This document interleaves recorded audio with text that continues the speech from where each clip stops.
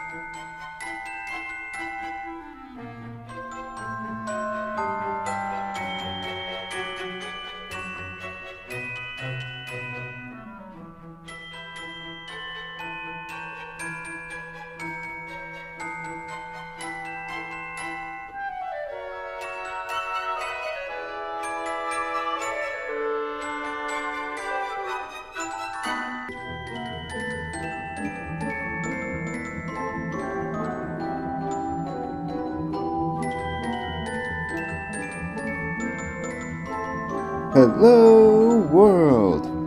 I'm Chris Maitini, aka Mr. FLIXTER, and I'm here to talk motion pictures. Mr. FLIXTER. So, Krampus from 2015 is a curious holiday flick indeed. Christmas movies are kind of like presents under the tree, if you think about it. They come in all shapes and sizes, and there's something for everybody. Some of them might even surprise you. From the traditional to the unconventional, there's something for everybody. Krampus was made on a budget of $15 million.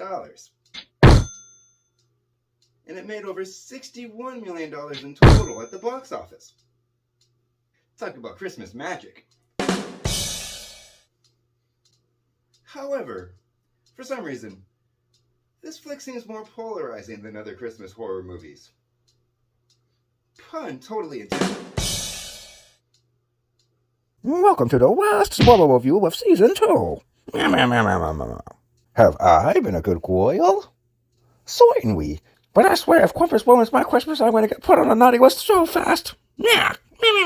According to the Encyclopedia Britannica, and I quote, originating in Germany, the half-goat, half-demon monster punishes misbehaving children on Christmas.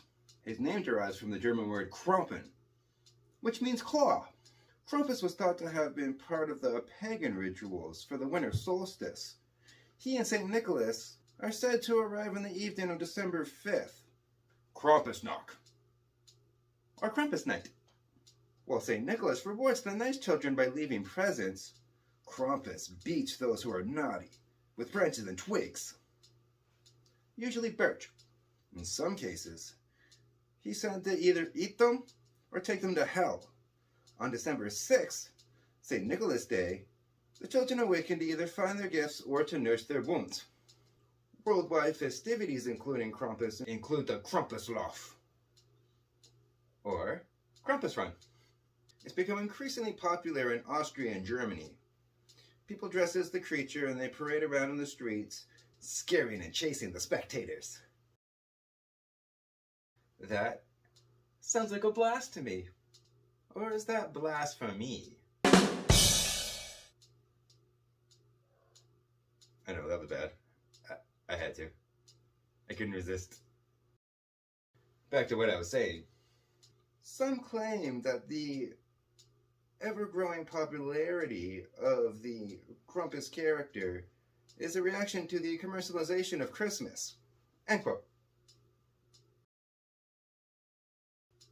It was directed by Michael Daughtry, who also did Trick or Treat from 2009.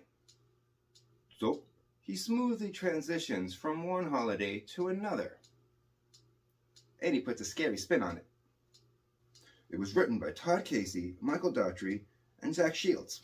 It opens with a hilarious montage satirizing how barbaric shopping can be when it comes to the holiday season. I think it's supposed to be Black Friday, but don't quote me on that.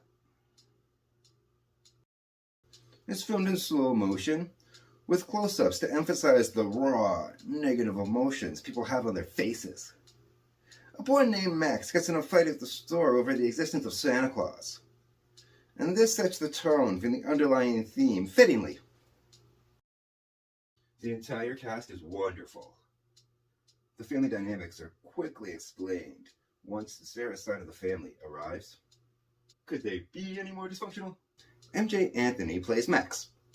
He's a boy that loses the Christmas spirit, and he's the main protagonist of the film. It's all about him. Krista Stadler plays Omi, Max's grandmother.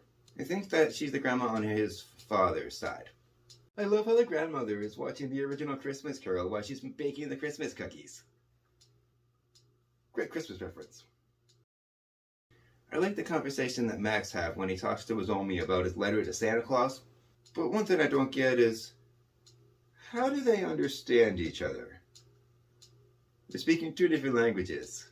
And if they can both understand both languages, why not just speak the same language? Stefania LaVie Owen is Beth, Max's sister. Adam Scott plays his father, Tom.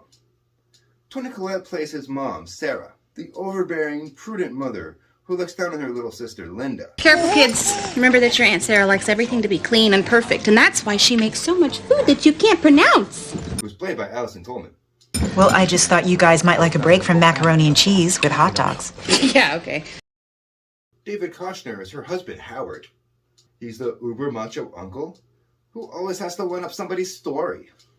Conchata Farrell is Aunt Dorothy. She's Sarah and Linda's aunt. Christ on a stick, would it kill you to shovel your walk? I could have broken a hip out there. Surprise! She's rude, unpleasant, cantankerous. The holiday roast is a surprise.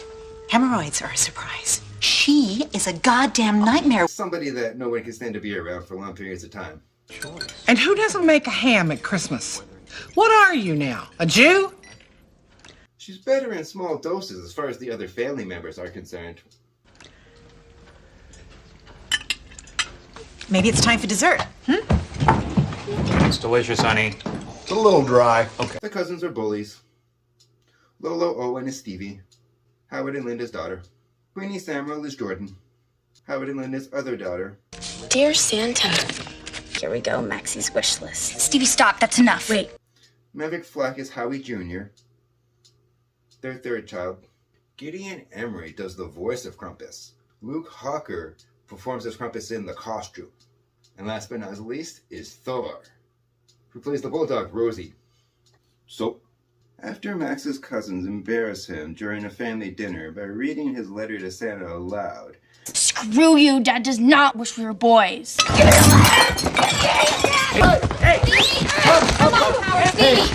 come on. All right, that's enough. He talks to his dad. It's a bittersweet conversation. It does feel realistic. However, because Max isn't completely satisfied with his dad's answer, it causes him to tear up his letter to Santa Claus. But this is such a great inciting incident, and I love how it builds to this point. It doesn't just happen with a cold open right away. It opens up slowly by introducing the family dynamics, and then it lets it happen naturally. That's good world building. I love how the incoming blizzard is filmed. It zooms out from Max's window to show the incoming clouds, while it shows the lightning flashing. As the wind picks up, darkness falls. There's a power outage, and Max's house is the last one lit up before it fades to black. The next morning, Max looks out the window to see an ominous-looking snowman in his front yard. There's a snowman in our yard. See?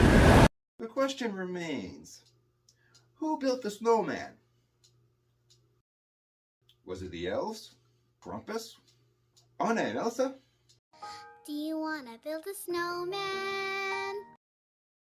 When Max's sister Beth doesn't hear from her boyfriend, she volunteers to walk to his house to see if he's okay. This scene captures winter exceptionally. The atmosphere established is chilling on multiple levels by setting such a dark, cold tone. The first time we see the titular monster, he's shown drenched in shadows. This is when he chases Beth on the rooftops while she's running in the street, while belting out an eerie howl. So, she hides under the van after finding that the driver is frozen to death, which is also a subtle way for world building, just to give an idea of how cold it is outside. Like they say, show, don't tell. But anyway, she hides under the van, and I like how this sequence is shot. It's filmed from her perspective, so it only shows the hooves circling around the van. And it's not your typical obvious jump scare of her getting pulled out from the van by her feet, nothing like that, no. This film's better than that. Instead, he leaves you a creepy jack-in-the-box. But it doesn't even show what's inside the box that kills her. That's how reserved the director and the script are. They have faith in their monster, but they don't want to just show it off right away. Steven Spielberg did the same thing in Jaws. I love how it doesn't do the predictable jump scare. Instead, it sits in the moment and leaves the rest up to the imagination. The payoff later for what's inside the jack-in-the-box is fantastic, too. Meanwhile, the sisters Sarah and Linda have time to connect, while the husbands go look for Beth. Sarah and Linda discuss the family tree angel. They compare their lives, and it adds dimensions to each of their characters respectively, because they're not just one-note cliches. Sure, they start off on a certain note, but they do gradually talk and see the error of their ways, and try to see past their differences. There's that character growth there. This film actually has a lot of heart. They feel like real people having actual conversations about reconciliation. The husbands entering Derek's house looking for Beth is another extremely atmospheric sequence that relies more on the darkness and the winter elements instead of cheap jump scares. It's also great foreshadowing for the terrors to come. As they chase Beth's screams, something grabs Howard in the snow. The sound design here makes it sound way gorier than it actually is.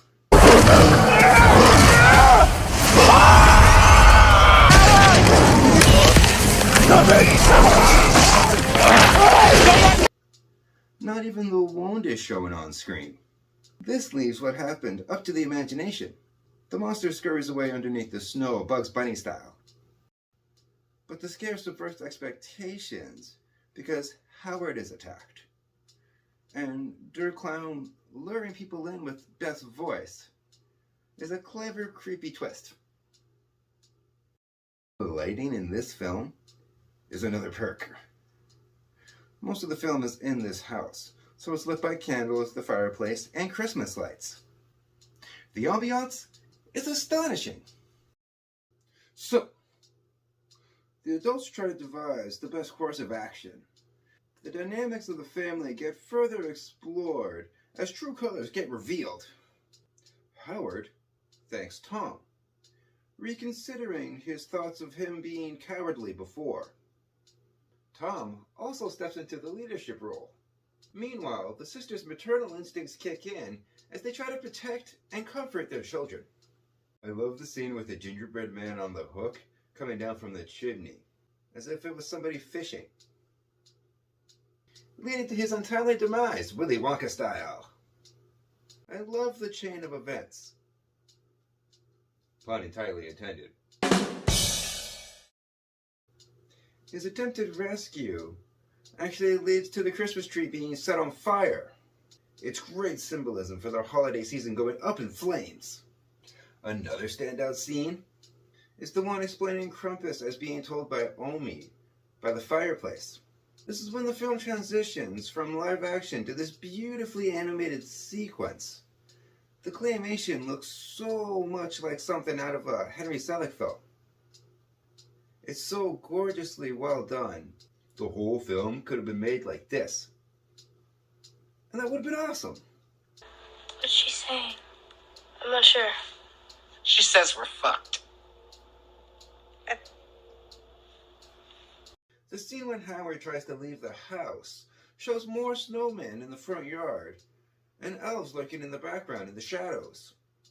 So, did they build the snowman? The snowman thing really bothers me, people. Later on, when Linda looks at one of the evil Krampus presents, it's suspenseful because it relies solely on the tension of the moment. Instead of doing a cheap jump scare involving something jumping out of the tree or jumping out of the box, the moment is simply interrupted by Sarah. Nothing actually happens, but it's scary because the imagination takes over yet again.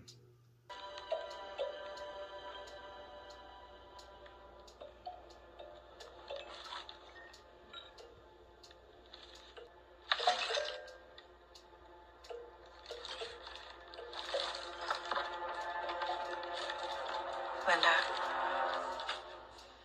It's a brief but impactful, effective scene. I love the scene when Howard is attacked by the gingerbread man, while Dirk Clown is revealed. There's a reason I put this 3-ring circus of nightmares in my intro. Look at this thing. That's horrifying. Then, the little menacing angel Perchta swoops down on Linda. Soon after that, the killer teddy bear known as Teddy Clow, my personal favorite, is revealed too.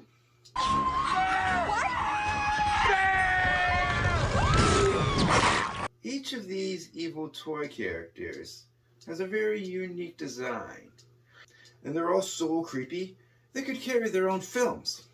Their creature designs are that terrifying. Especially Teddy Clow.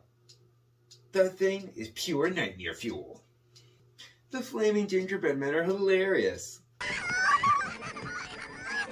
Merry Christmas, Mother. And I love how Rosa the dog saves the day by eating one of them to save Howard. So, when Omi faces Krampus, that's an amazingly crafted scene. The walls burst as Krampus slinks down the chimney. His chains clank eerily as he descends. The hooves land as the anticipation mounts. They stare at each other, engaging with looks of seething loathing. We're talking pure hatred here. It's so interesting how Krampus still feels like a looming presence throughout the film, despite having not too much screen time. There's this sense of dread, because he's outside, lurking somewhere, at all times. Barely showing the titular monster, just lets the imagination wander even more.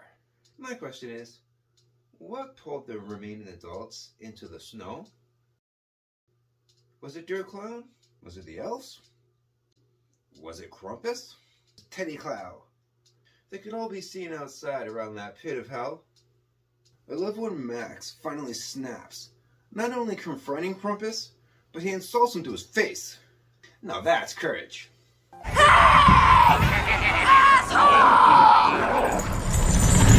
The final scene subverts expectations, because despite Max learning his lesson, it's not enough to spare him and his family from the wrath of Krampus. It's a bittersweet lesson of too little too late. The final scene is very confusing too, but it's left open to interpretation. Once again, letting the imagination wander. Was it all a dream? Are they trapped in the snow globe for the rest of eternity? Is the snow globe the method of how Krampus sees you when you're sleeping, and how he knows when you're awake? The song Chosen's Santa Claus Coming to Town was a great choice. Ironically, the lyrics explain the film accordingly. Now that's good satire. And oh my god, I swear, that final jump scare is the stuff nightmares are made of. If you pause the movie at that exact moment, it could be a postcard from hell. The soundtrack for this film is amazing. The sound design also adds to the atmosphere immensely, but it lets the mind wander into unknown territory, deeper into the darkness. The final song during the credits is both comical and creepy. That laughter doesn't help either, eh? So, overall, these are the reasons why I love this film so much. This film is a great example of how less is more. Rather than it being in your face with cartoonishly over-the-top gore, or having painfully forced jump scares to no end, this film takes its time to build the atmosphere of tone and showing the character dynamics before letting your imagination run rampant with all the chaos that ensues. Most of the kills are off screen, but this is one of the most brutal PG-13 movies I've ever seen. This movie is also a testament on how PG-13 movies can be scary.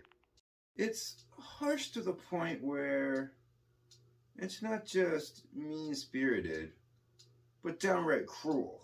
However, I think that's the point. This despicable, dysfunctional family is doomed because of how they acted toward each other. Their bitterness and seething loathing blinded them to the point where salvation just wasn't an option anymore. The moral of the story is, life is messy. Not every problem has a solution. Sad but true. This flick is the bleak antithesis of conventional Christmas movies. Merry Christmas, Mother. So, my official grade for Krampus is an extra large popcorn. What do you think of the 2015 film Krampus? Put comments below and we can talk about it. Honestly, darling, thank you for watching. We hope you enjoyed Season 2. I can't believe it's been a year. Whatever, darling. I can still build a better snowman than Krampus. How marvelous. Do you like my hat?